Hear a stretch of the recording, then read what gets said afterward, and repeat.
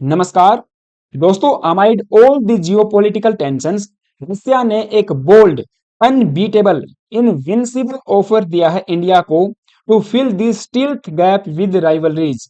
रसिया ने एक बार फिर से सुखोई 57 फाइटर जेट ऑफर किया है इंडिया को with the access of full source code, जो कि आज तक का one of the best offer बताया जा रहा है इन डिफेंस डील हिस्ट्री।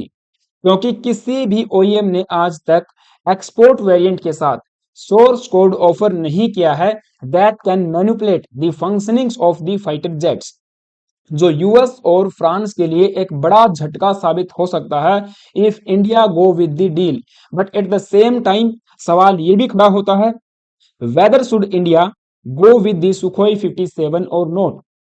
क्योंकि अमेरिका के F-35 को लेकर हमेशा डिफेंस एक्सपर्ट्स के बीच ये बहस छिड़ी रहती है कि हमें F-35 के साथ नहीं जाना चाहिए, क्योंकि न तो यहाँ पे ट्रांसफर ऑफ टेक्नोलॉजी हो रही है, ना ही मेक इन इंडिया को बूस्ट मिल रहा है, लॉजिस्टिक एंड मेंटेनेंस कॉस्ट भी हाई है, and more than this kill switch जैसी प्रॉब्लम्स भी फेस करनी पड़ सकती है, जैसा जर्मन्स के केस में हुआ था। And again eight the same time ये वही अमेरिका है जो पाकिस्तान को F-16 जैसे फाइटर जेट सप्लाई करता है, उसके मेंटेनेंस के लिए सालाना $400 मिलियन पाकिस्तानी आर्मी को देता है, जो nothing but a terror organization. Pakistan state sponsored आतंकवाद से इंडिया सालों से पीड़ित है, और हमारा ऑपरेशन सिंदूर भी अभी पॉज है। न जाने भविष्य में कब उसको कंटिन्यू करना पड़ जाए। तो डिफेंस एक्सपर्ट्स का ये मानना है कि इंडिया के फ्लीट में नेक्स्ट जनरेशन या even fifth generation fighter jets का फ्लीट होना ही होना चाहिए। तो हमारे पास वाइबल ऑप्शंस क्या हो सकते हैं, whether it would be F-35 और सुखोई 57 जो कि रशियन मेड है, या हमारा इंडिजीनस काम का फिफ्थ जनरेशन फाइटर जेट। लेकिन इंडिया की अर्जेंसी को अपॉर्चुनिटी के रूप में देखते हुए रसिया ने एक बार फिर से सुखोई 57 के एक्सपोर्ट वेरिएंट को ऑफर किया है, but with the access of full source code. Russia has proposed an unprecedented defence deal to India, full source code, access to its fifth generation Sukhoi fighter jet. Defence media outlet Army Recognition reported on June 4। यहाँ पे Army Recognition group की news आप देख पाओगे, जो कि एक Belgium based western media outlet है। Breaking news, Russia offers Sukhoi 57E that is export variant stealth fighter jet with source code access to India.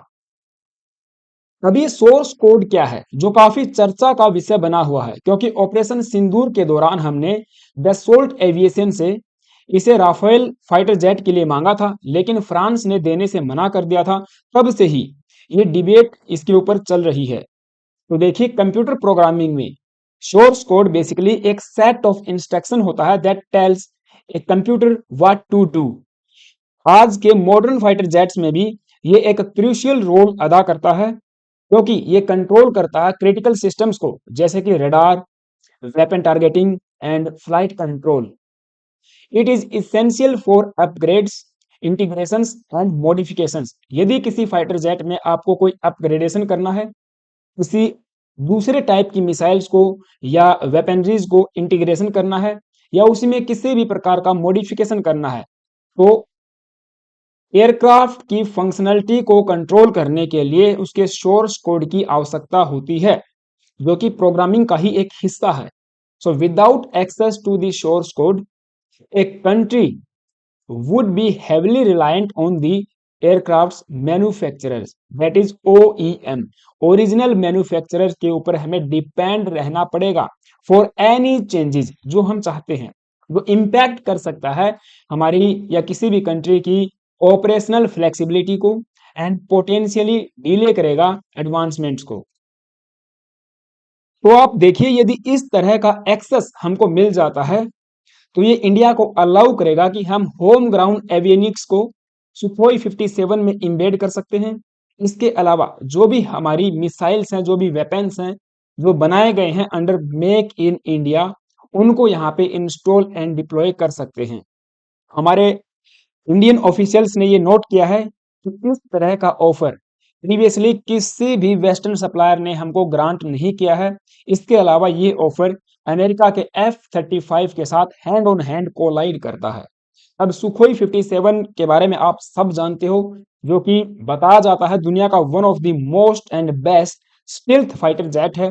Multi role stealth fighter jet की category में आता है, जिसको डेवलप किया गया है Sukhoi नामक कंपनी के द्वारा, और इसको मैन्युफैक्चर किया जाता है रशियन स्टेट पीएसयू यूएसी। इसके फीचर के बारे में आपको पता भी होगा, जैसे कि low observability, super cruise capabilities, advance sensor fusion, advance avionics, और जो कि यूएस के F-22 रैप्टर एंड चाइना के J-20 या J-35 का एक कंपीटिटर भी है।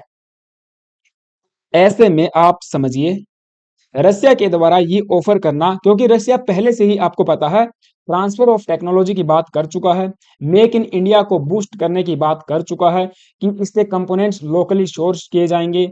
इसके अलावा हमारा जो आमका प्रोजेक्ट है उसके इंजन के लिए भी यहाँ पे रसिया कोलैबोरेशन के लिए तैयार है, यदि इंडिया Su-57 के साथ जाता है। यदि अब हमको इसके सॉफ्टवेयर का एक्सेस मिल जाता है, इट मींस जो सॉफ्टवेयर आर्किटेक्चर है उसका फुल एक्सेस मिल जाता है, then India it would allow India to integrate domestic systems. अब डोमेस्टिक सिस्टम में अगर हम हमारी मिसाइल्स की बात करें तो आप समझिए जो अस्त्रा मार्क 1 एंड मार्क 2 है, जो कि beyond visual range air to air missile है, इसको इंटीग्रेट कर सकते हैं।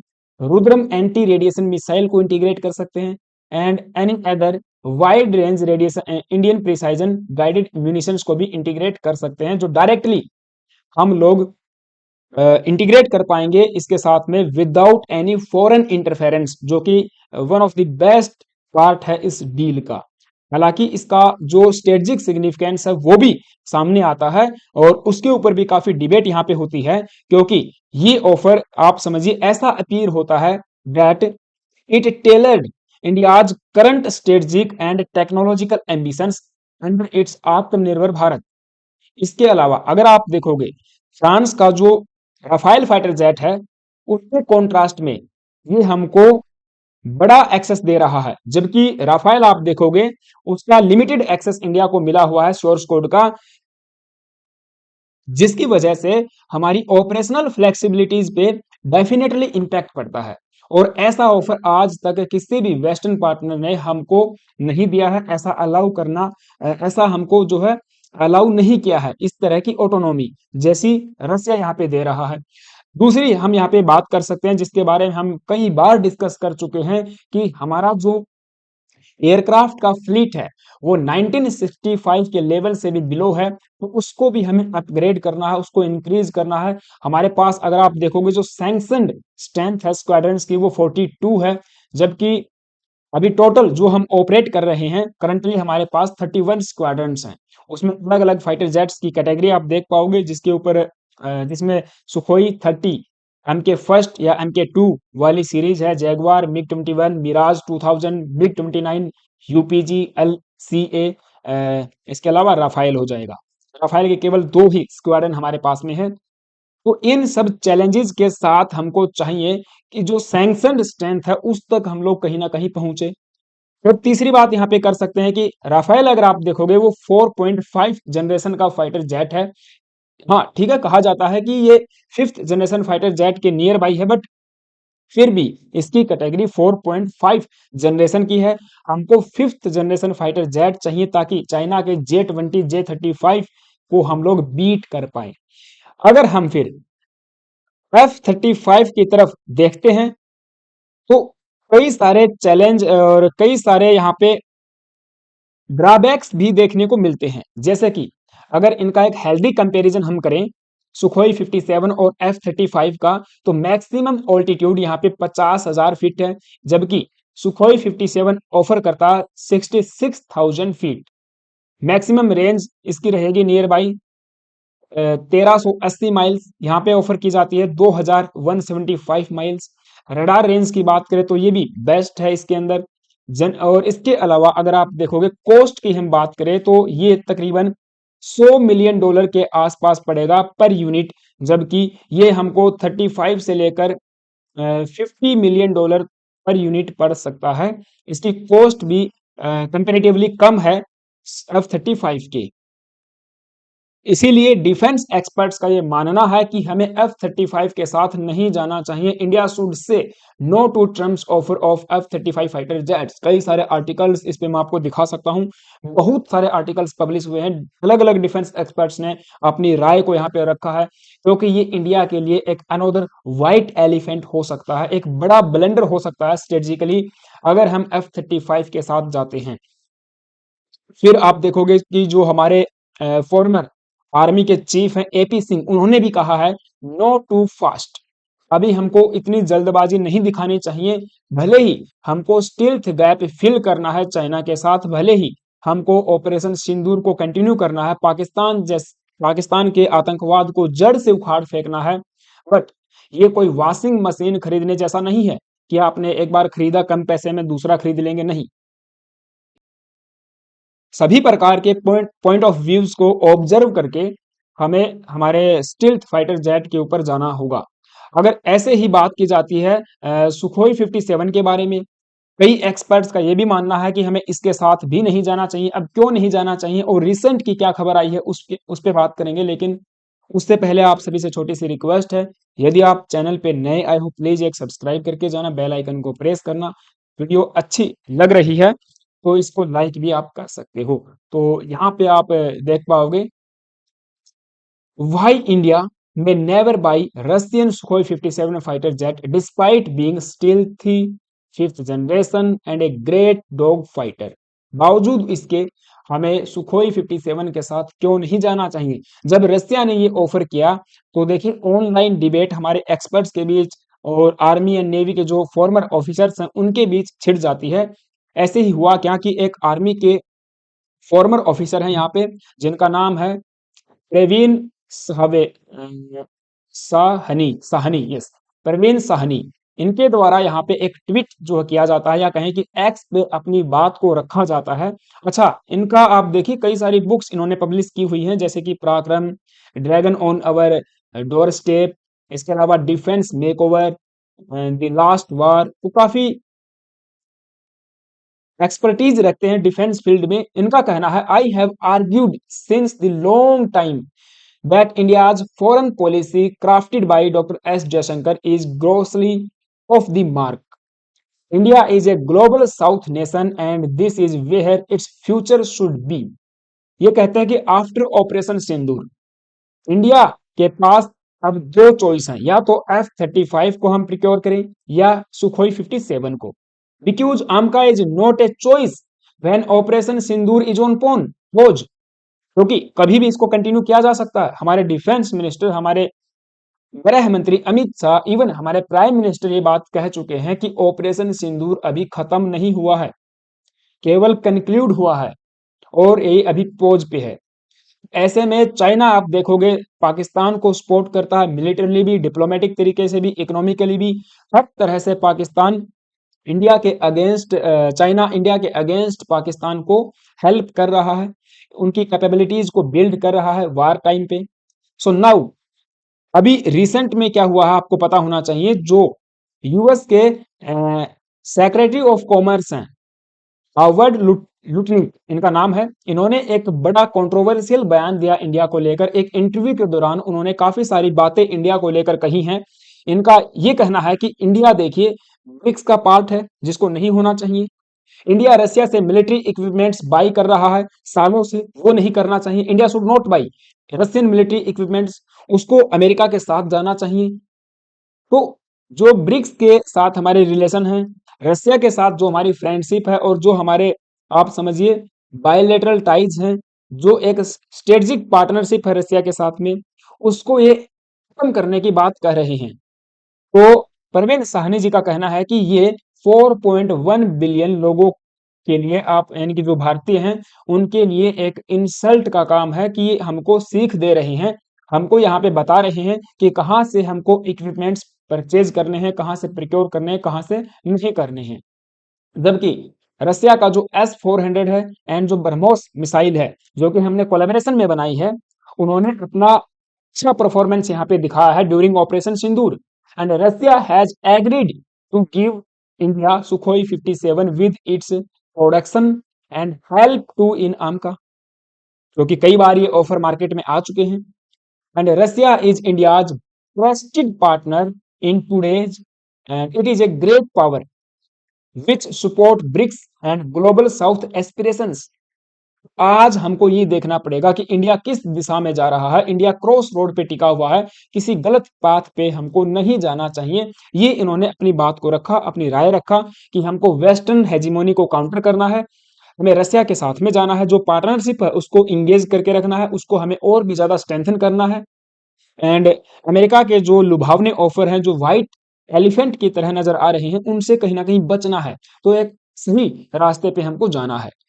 तो इनका एक रिप्लाई किया जाता है अजय अहलावत के द्वारा, जो कि एक फॉर्मर ग्रुप कैप्टन रह चुके हैं इंडियन एयरफोर्स में, कई बुक्स ये भी पब्लिश कर चुके हैं और डिफेंस एनालाइजिंग करने का काम करते हैं, जो जैसा कि इन्होंने अपने बायो में लिखा हुआ है।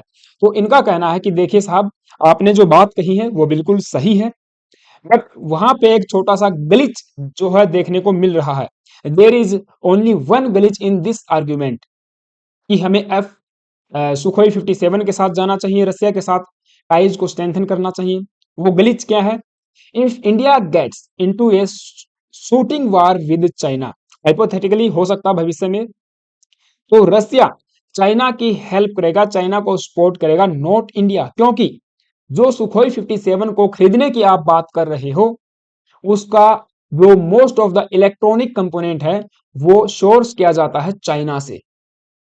जो एवियोनिक्स का कंपोनेंट्स है वो चाइना से आता है। ऐसे केस में रसिया कभी भी इंडिया के साथ खड़ा होता हुआ नहीं मिलेगा, ऐसा इनका कहना है, आर्गुमेंट है। वो चाइना के साथ जाएगा। The clarion call is summation is correct, I hope we don't choose the wrong path. इसके ऊपर कई सारे आर्टिकल्स भी पब्लिश हुए हैं। Sukhoi 57 components are sourced from China, ex Indian air force officer warns Russia will side with Beijing in war with India. जब कुछ users ने, नेटिजन्स ने इसके बारे में पूछा कि देखिए, देखा जाए तो ठीक है, दोनों ऑप्शन, दोनों जो ऑफर हैं हमारे लिए ठीक साबित नहीं हो रहे हैं, तो हमें करना क्या चाहिए। इनका कहना है फिर से कि F-35 एंड 57 दोनों ही बैड चॉइसेस होंगी इंडिया के लिए। डोमेस्टिक आर्म का जो है उसके ऊपर हमको जाना चाहिए, या किसी अल्टरनेटिव वेपन को हमें एज ए चॉइस बनाना चाहिए। Although time and timelines are challenge, हाँ हमारे पास टाइम नहीं है, और जो टाइमलाइन है वो भी एक चैलेंज के रूप में है, क्योंकि लंबा समय लगेगा आमका को रियलिस्टिक होने में। लेकिन अगेन फिर से जो हमारे फॉर्मर इंडियन एयरफोर्स के चीफ रह चुके हैं R.K. भदौरिया साहब, उनका भी यही कहना है कि देखिए, पाकिस्तान को चाइना J-20 देने की बात करता है, उनको देने दीजिए, let Pakistan get J-20, but हमको फोकस रखना पड़ेगा हमारे आमका के ऊपर। India must focus on developing counter measures and air defence strategies to manage emerging threats from any other rivalries. हमको फोकस करना पड़ेगा आमका पे, हमारे इंडिजिनियस एयर फाइटर जेट्स पे। तो इस तरह की कॉल कई एक्सपर्ट, कई इंडियन एयरफोर्स के, आर्मी के, नेवी के जो फॉर्मर ऑफिसर्स है वे दे चुके हैं। और रिसेंट हमने इस पे सेशन भी किया था कि इंडिया ने आमका प्रोजेक्ट के लिए जो एग्जीक्यूशन मॉडल है उसको भी लॉन्च कर दिया है, उसको अब धरातल पे या ग्राउंड लेवल पे हम कह सकते हैं इम्प्लीमेंट करने का काम शुरू हो चुका है। एंड गवर्नमेंट नोट मिल चुकी है, इवन जो बजट है वो भी अप्रूव कर दिया गया है। अब देखना ये होगा कि कितना और समय हम यहाँ पे लेते हैं। इंडियन एयरफोर्स के चीफ का तो ये कहना है कि 2034 तक आमका को हम रियलिस्टिक कर देंगे और इंडियन आर्मी एयरफोर्स के अंदर इसको इंडक्ट कर देंगे। अब आपका क्या मानना है इसके ऊपर, हमको कितना समय और लगेगा, या आमका से हट के हमारे पास कोई और ऑप्शन है क्या? F-35 सुखोई 57 से हटकर कोई और हमारे पास वाइबल ऑप्शन है क्या? क्या जापान के साथ कोलैबोरेशन कर सकते हैं? क्या जर्मनी के साथ कोलेबोरेशन कर सकते हैं, या क्या अदर किसी ऐसे कंट्री के साथ जैसे कि यूके, जो फिफ्थ जनरेशन या even sixth generation fighter jet के ऊपर काम कर रहे हैं, कोलेबोरेशन में ये काम हो सकता है क्या मेक इन इंडिया के साथ में? तो आप अपनी राय को कमेंट बॉक्स में जरूर बताना। फिर से रिक्वेस्ट, चैनल पे नए आए हो तो एक सब्सक्राइब करके जाना, बेल आइकन को प्रेस कर सकते हो। Thank you, have a nice day.